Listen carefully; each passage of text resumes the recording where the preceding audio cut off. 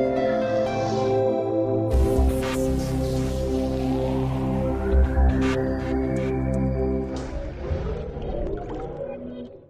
afternoon, ladies and gentlemen. It is really an honor for me to be here today.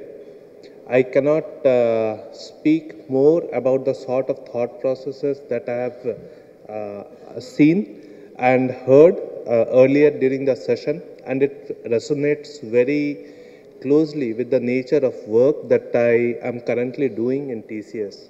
So what I will try to do is try to do some justice to the time that I have been allotted and to walk you through some of my work, and also probably with the sort of experience that I've had in the nature of the work that I do, I would like to showcase to you a few things that me and my team have seen around us, and hopefully they will be good inputs for you in your own individual journeys. So I've put up this slide here to basically showcase what TCS has been doing in the innovation space since the time of its inception. So today TCS is looked upon as a very large organization, 300,000 odd people, 55 plus countries, 1200 plus enterprise customers.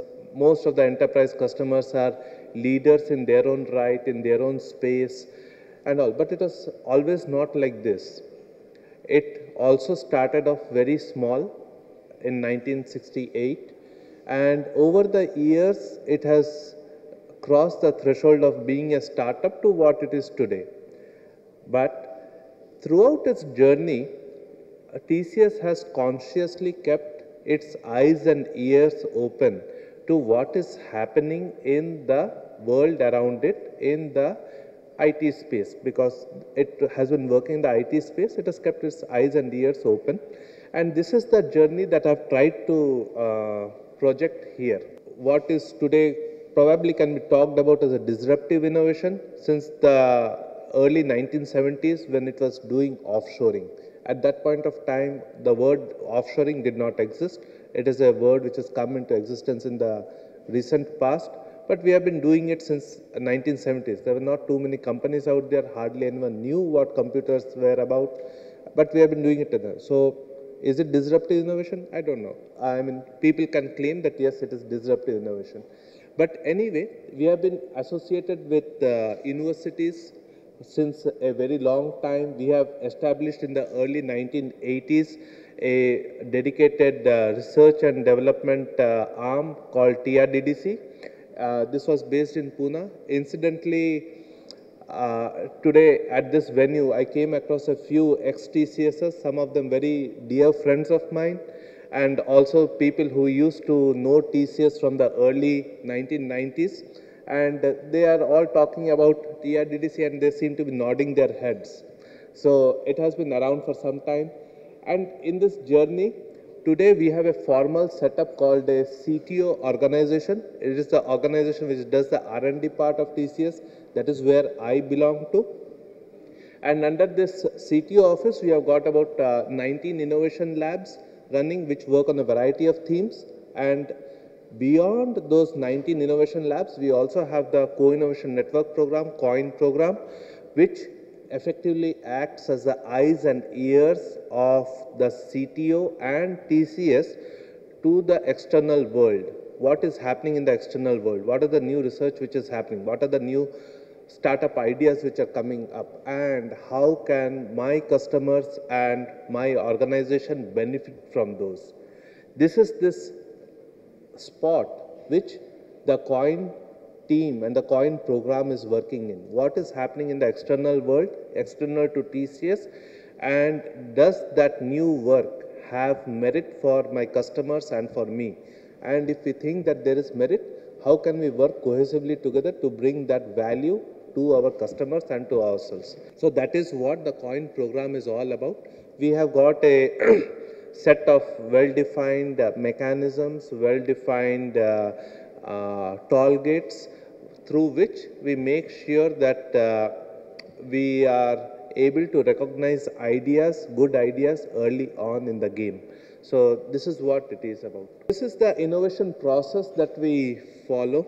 So there are hundreds of ideas which come here through a funnel approach, and then a variety of toll gates which are out there in this space, which is winnowing down the number of ideas into actionable ideas which we can take to our customers, which we can take for ourselves for our own use, and we classify them as innovations under three buckets. So we have derivative innovation, we have platform innovations, and then we have disruptive innovation.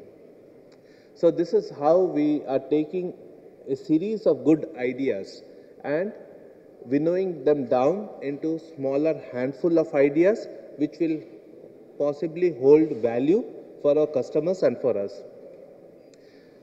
And this is the way the story goes. It is operating on a continuous basis. The COIN program formally has been in existence for about 7-8 years now. And before that, it was not so formal an approach, but yes, it was there. So this is the structure of TCS. So we have a variety of business verticals out there and a series of horizontals which are serving the customers. And it is within this entire space of TCS that the COIN program is working with. So whenever we see an idea, because of the experience of our team, because of the support our team has from various quarters, we know which of these places to go and tap into to find out quickly whether there could be merit in the idea and to take the process forward. So the reason I put this up was basically to tell that TCS being a large company, there are a whole series of complexity out there, which for a startup company is very difficult to negotiate, and the COIN program sort of helps the startup companies navigate their way through TCS. The COIN program itself has been divided into two parts. I just put up a slide for the academic COIN because that is a part which is not directly under me. I look after the emerging technologies part, but I thought I'll still put it up here. In the academic COIN portion, we are interacting with the different university systems across the globe. So we have relationships with, say, Stanford, with MIT, with the IITs in India, with IISc in Bangalore. We have associations with Singapore Management University. We have associations in Israel, in Denmark. So what we are trying to do is we are trying to look at the different university systems to understand what are the high quality research which is going out there, and again to harvest those good ideas for our customers and for our benefit.